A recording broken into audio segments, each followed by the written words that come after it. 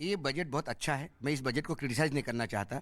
मैं सरकार की नीति और नीयत पे शक नहीं करता, इम्प्लीमेंटेशन पे शक है। क्योंकि इसके पहले के बजट में जितने घोषणाएं हुई हैं उसकी पूर्ति कहाँ हुई है। एक बार यह आया था कि इतने लाख विलेजेस को डिजिटाइज किया जाएगा, वो कुछ हजार तक हो गए, वो प्रोग्राम फेल हो गया। स्मार्ट सिटी पे एक आया था, जब सब स्मार्ट सिटी हो गया तो वो बजट स्मार्ट सिटी पे बहुत बात कर रही थी, स्मार्ट सिटी नहीं आई। टीचर का ट्रेनिंग होना चाहिए, हमारे यहाँ टीचर का ट्रेनिंग नहीं होता, कैपेसिटी बिल्डिंग नहीं होती। अमरूद के तहत सरकार क्या कर रही है?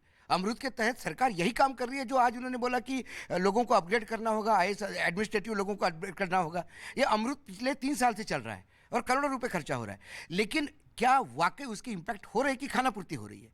कई जगह मैं ये कहता हूं कि आप कोई पॉलिसी यदि अनाउंस करते हैं, आपने गोबर के लिए पॉलिसी अनाउंस की, तो उसको इंप्लीमेंटेशन 100% होता है कि नहीं होता, ये देखना होगा। अशोक जी एक चीज, एक मिनट, एक जो बड़ा टेक अवे है, एक जो बड़ा टेक अवे बजट का है जिसको लेकर लगातार चर्चा अब हो रही है, वो है कैपेक्स की। कैपिटल एक्सपेंडिचर 33% बढ़ा है। उसको जो किया गया है, सर मैं एक मिनट बता देता हूं, 10.5 लाख करोड़ किया गया, जो 2023 में 7.5 लाख करोड़ था, 2022 में 5.5 लाख करोड़ था, 2021 में 4.5 लाख करोड़ था, 2020 में 3.5 और 2019 में 3, यानी कि 2019 में जो 3 लाख करोड़ था, आज 2024 में वो 10.5 लाख करोड़ कैपिटल एक्सपेंडिचर। इसको सर आप कैसे देखते हैं? हम बार बार कह रहे थे कि सरकार पैसा खर्चा करेगी।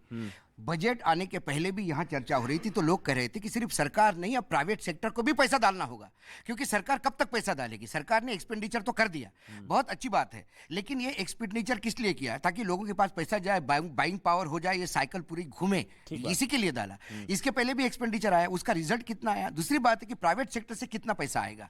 सरकार ने 10,000 जितना कहा कि ये पहली बार इतना डबल तिबल, यानी पुराने बजट से काउंटर 3 टाइम्स एक्सपेंडिचर हो गया। 33% बिल्कुल होगा, क्योंकि आप नई नई योजनाएं करते हैं, आपका इंफ्रास्ट्रक्चर का है, नए प्रोजेक्ट्स आ रहे हैं, डिजिटलाइजेशन पे बात हो रही है, आपका जो इंटेलिजेंस है, आर्टिफिशियल इंटेलिजेंस है, इस पे बात हो रही है, यूनिवर्सिटी सेटअप होने की बात हो रही है, सेबी यूनिवर्सिटी सेटअप करेगा, बहुत सारी बातें हो रही है, लेकिन ये बात कहां तक होएगी? इसके पहले भी यूनिवर्सिटी सेटअप करने की बात इसमें 2-3 टेकअवेज थे, एक मिनट बताना जरूरी है। डिफेंस एक तो मैं रजत आ रहा हूं, जैसी आज सेबी एक इंस्टीट्यूट सेटअप करेगी जिसमें डिग्रियां दी जाएगी और लोगों को कैपेसिटी बिल्डिंग करेगी, ऐसे ही 3 साल पहले डिफेंस के लिए एक यूनिवर्सिटी सेटअप हुई थी, 39 करोड़ रुपए सैंक्शन हो गए थे, गुड़गांव में सिर्फ जमीन ली गई, अभी तक वहां जगह तक। अच्छा देखिए, 2-3 चीजें, एक तो इंफ्रास्ट्रक्चर पर जो है 10 लाख करोड़, वो 33% ज्यादा, इसके अलावा पीएम आवास योजना 66% ज्यादा 79,000 करोड़, और रेलवे के लिए 2.5 लाख करोड़,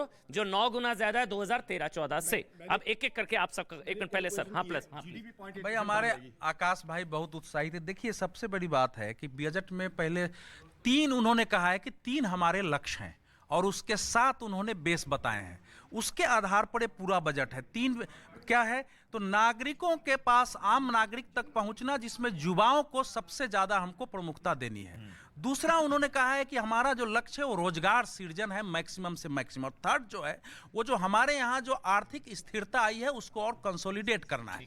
उसके बाद उन्होंने कहा कि हमने 7 आधार बनाए हैं बजट का। तो जब 7 आधार आप देखेंगे, 7 आधार है कि एक समावेशी विकास है, दूसरा है वंचितों को वरीयता देना है, जो वंचित रह गए हैं, तीसरा है बुनियादी ढांचा और निवेश, इन दोनों को बढ़ावा देना है, क्षमता विस्तार करना है, देश में जो पॉसिबिलिटी है लोगों के अंदर उसको करना है, फिर हरित विकास है, उसके लिए बड़ी घोषणाएं हैं, युवा शक्ति और वित्तीय क्षेत्र। मैं 2-4 पॉइंट इसमें बताना चाह रहा हूं जिस पर शायद जैसे आपने एक तो हाउसिंग का बता दिया, 70 की हाउसिंग का बढ़ाने का मतलब 66% ज्यादा, 70 हाउसिंग बढ़ाने का मतलब होता है कि वो क्षेत्र, वो देश के हर क्षेत्र का विकास हाउसिंग से जुड़ा होता है। उसमें ईंट भी बनेगा, उसमें सीमेंट भी बढ़ेगा, उसमें स्टील भी बढ़ेगा। किया गया है 48,000 करोड़ से 79,000 करोड़, 66% ज्यादा। हाँ वही ना, 79,000। लेकिन जो विशेष बातें हैं ना उस पर जरा ध्यान देने की जरूरत है।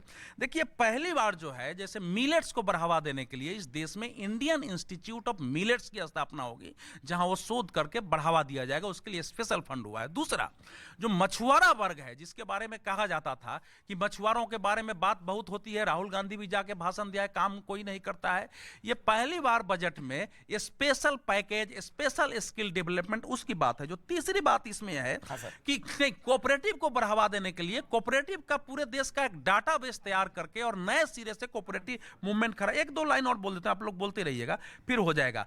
इसके बाद जो इसमें है, हाँ इसमें यह है कि आपको ग्रीन ग्रोथ के लिए agri credit society 63,000 agri credit society बनाई जा रही है, वही सहकारी की दृष्टि से। और भी बात आएंगे तो बताऊंगा, ऐसे कई इसमें नहीं। एक लाइन और है, देश के सर अगली बार के लिए बचा लीजिए थोड़ा सा, जो आर्टिजन है, नहीं आर्टिजन वगैरह के सम्मान के लिए राष्ट्रीय विश्वकर्मा सम्मान योजना की घोषणा हुई। तो ये सारे महत्वपूर्ण घोषणाएं हैं कि वंचितों तक से लेकर समावेशी विकास तक, महिलाओं के लिए स्पेशल भी है। जो पीएम विकास योजना जिसको नाम दिया गया है विश्वकर्मा कौशल सम्मान, विश्वकर्मा कौशल सम्मान। बताइए रजत, कैसा लगा बजट? अमन जी, मुझे लगता है जो सबसे बड़ा टेक अवे है बजट का, जिसकी वजह से मार्केट भी रिएक्ट करी, वो केपेक्स का ही है। 10 लाख करोड़ सरकार ने ये मन बना लिया कि अभी इस चुनावी साल में बहुत ज़्यादा प्राइवेट सेक्टर से उम्मीद नहीं है, जितनी उम्मीद उनको फ्रंट से आके ही लीड करना पड़ेगा। इसीलिए सरकार दबा के स्पेंडिंग करेगी, इंफ्रास्ट्रक्चर में, प्रोजेक्ट्स में स्पेंडिंग होगी। इसीलिए इन्होंने पीएम आवास योजना में भी अपने आउटले को बढ़ाया है। हर तरफ से कैपिटल एक्सपेंडिचर सरकार ही अपने कंधों पे उठाएगी। प्राइवेट सेक्टर से उम्मीद कमी है कि अभी इमीडिएट रिकवरी होगी। मुझे लगता है उसको इलेक्शन के बाद देखा जाएगा। इस साल जो बचे हुए दिन है मोदी सरकार के इस टेन्योर में, उसमें सरकार दबा के स्पेंडिंग करने वाली है। ये एक पॉजिटिव इसके वर्चुअस साइकिल के इफेक्ट्स होंगे। इसीलिए सेंसेक्स और बाकी क्योंकि स्क्रीन पर जो लगातार टैक्स चल रहा है, एक बार उसका मैं जल्दी से एक बार बता देता हूं। मैं 1 मिनट सर आ रहा हूं आपके पास। जो स्क्रीन पर आप लगातार टैक्स देख रहे हैं, 1 मिनट, मैं वो पहले वो समझा देता हूं क्या है। देखिए, अभी सबसे ज्यादा लोगों का इंटरेस्ट है टैक्स को लेकर। भाई टैक्स में क्या हुआ है? टैक्स में एक तो ये हो गया है कि अगर आप 7 लाख रुपए तक कमाते हैं तो आपको 1 रुपया भी टैक्स देने की अब जरूरत नहीं है। अगर आप 7 लाख तक कमाते हैं तो पहले आप दे रहे थे 54, देखिए नीचे इस वक्त टैक्स स्लैब चल रहे हैं। अब चेंज जो हुआ, पहले अगर आप 7 लाख कमा रहे थे आपको 7800 रुपए टैक्स देना पड़ रहा था, अब वो 0 हो गया। पहले 7 लाख कमा रहे थे, आपको टैक्स देना जो पड़ रहा था, अब वो 0 हो गया। 8 लाख कमा रहे थे तो पहले 46,800 रुपए टैक्स देना पड़ रहा था, अब आपको देना होगा 36,400, क्योंकि वो 2.5 का 3 वाले स्लैब में आप पहुंच जाएंगे। मतलब 10,400 रुपए के आसपास का फायदा। 9 लाख रुपए कमा रहे थे, पहले था 62,400 का टैक्स, अब हो गया 46,800 रुपए का टैक्स। इसमें भी जो 9 लाख रुपए कमा रहे हैं उसको भी फायदा हुआ है। उसको फायदा हो गया 15,600 रुपए का फायदा सालाना, मतलब 1500, मतलब ये आप समझिए 62,400 का 46 के आसपास पहुंच गया, तो 15,000 का फायदा। 10 लाख जो कमा रहे थे पहले 78,000 रुपए टैक्स दे रहे थे, 78,000 टैक्स दे रहे थे, अब देना पड़ेगा 57,200। 57,200 मतलब बच गए कितने? 20,800। जो 10 लाख रुपए कमा रहे हैं उनके बचेंगे 20,800। 20,800 मतलब महीने के 1,500-1,600 के आसपास आपके बच जाएंगे। ये सालाना के हिसाब से मैं बता रहा हूं। 10 लाख पहले 78,000 देना पड़ रहा था, अब 6 लाख पहले 7800 टैक्स था, अब 0 है। भाई 6 और 7 तक का तो वैसे ही 0 हो चुका है, और ये नया टैक्स स्लैब जो है। और एक सबसे बड़ी चीज जो है, सबसे बड़ा फायदा उनको है जो 5 से 7 के बीच में थे। मतलब जो 5 से 7 के बीच में थे, जो महीने के 7 लाख यानी कि 55-60 हजार के आसपास कमाते हैं, उनको 1 रुपया भी टैक्स देने की जरूरत नहीं होगी। जल्दी से आकाश जी, क्योंकि मुझे उधर जाना है। देखिए, सबसे पहले एक चीज बता दूं, 23वां साल है मेरा बजट को एनालाइज करते हुए। पिछले 23 साल का बेस्ट बजट है ये। 100 में से 95 नंबर मैं इस बजट को देता हूं। क्यों? 10 में से दीजिए ना, मैं सबके ले लूंगा। फिर 10 में से कितने? 9.5 नंबर देता हूं। सबसे पहली बात, जीडीपी ग्रोथ ये बजट जो है 0.8% बढ़ा देगा। क्यों? सब लोग कह रहे हैं कि कैपेक्स सिर्फ सरकार करेगी। जी नहीं, कैपेक्स जो सरकार करेगी तो प्राइवेट सेक्टर इमीडिएटली फॉलो करेगा। सरकार का कैपेक्स ग्रोथ कभी भी आइसोलेशन में नहीं होता। चाहे आप अमेरिका देख लीजिए, यूरोप देख लीजिए, तो प्राइवेट सेक्टर की तरफ से भी कैपेक्स इनफ्लो आएगा। वो पूरा का पूरा सिस्टम होता है, तो वो जीडीपी ग्रोथ के अंदर बहुत बड़ा कंट्रीब्यूशन देगा। तो इकोनॉमी के अंदर जो 6.8% का टारगेट इस सरकार ने रखा है वो अचीव हो जाएगा। इसलिए 10 में से 9.5 नंबर दे रहा हूं। दूसरी बात, 9.5 आगे बढ़ते हैं ना सर। 1 मिनट, छोटा सर, आप भी एक बार नंबर दे दीजिए, मैं नंबर भी ले लेता हूं। क्या आप कितने नंबर देंगे 10 में से? अब नंबर में आपने जल्दीबाजी कर ली। अभी डिफेंस का हम लोगों को नहीं अंदाजा है कि क्या है। कई चीजों का अभी डिसइन्वेस्टमेंट, अब जितना देखा उसके हिसाब से 10 में से, हिसाब से मैं इस नाते इसको इन्हीं के हिसाब से कम 9.5 इसलिए दूंगा। नहीं, उसका कारण मैं बता रहा हूं कि जो ये घोषणा है कि भारत की अपनी पहचान को पुनर्स्थापित करते हुए विश्व की शक्ति बनाना, उस दिशा में ये बजट जा रही है। ठीक है दत्ता जी, आप समझाइए भाई। मैं इस बजट को 9.5% के आसपास दूंगा। 10 में से 9.5 नंबर। 10 में से 9.5%। आधा क्यों काट रहे हैं? आधा किस लिए काटा है? वो डिफेंस और बाकी चीजें हैं, वो मतलब कि क्वालिटेटिव है, उस पे भी बाद में ध्यान दिया जा सकता है। मैं मानता हूं कि ये दूरगामी बजट है और ये कंप्लीटली आत्मनिर्भर भारत और उन्नत भारत पे आधारित है।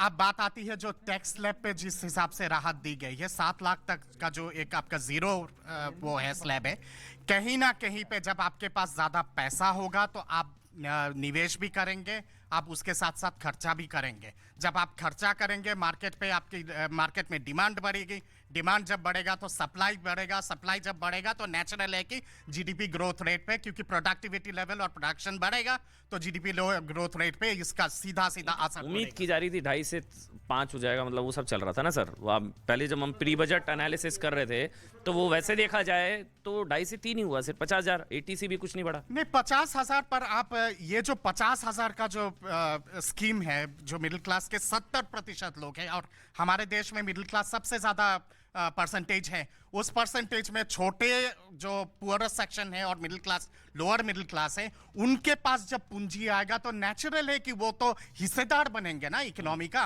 इकोनॉमी का जब 10 में से 9.5 आपने दिए रजत, आप कुछ नंबर देंगे? 10 में से कितने? 6, 7, 8? नहीं, आपके हिसाब से 10 में 10 ही लीजिए ना, 10 में से 10 ले लेते हैं, ठीक है। कमी 10 में कुछ से 10, नहीं है। क्योंकि कैपेक्स 33% शायद सबसे बड़ा टेक अवे। पहले नंबर दीजिए ना सर। मैंने नहीं देखा इस तरह का चीट, इस तरह का क्रिमिनल माइंड पूरे जेल स्टाफ को ब्राइब कर देगा। मैं सोच भी नहीं सकता था गवर्नमेंट फंक्शनरी को इम्पर्सनेट करता था, आवाजें बदलता था। टारगेट भी बहुत पावरफुल, धनवान लोगों को करता है। ये एक ही चीज से रुक सकता है, अगर आप इसकी जीभ काटें। न्यूज चैनलों के इतिहास में पहली बार न्यूज 18 इंडिया की web series FIR number 208 streaming 3rd February 9 PM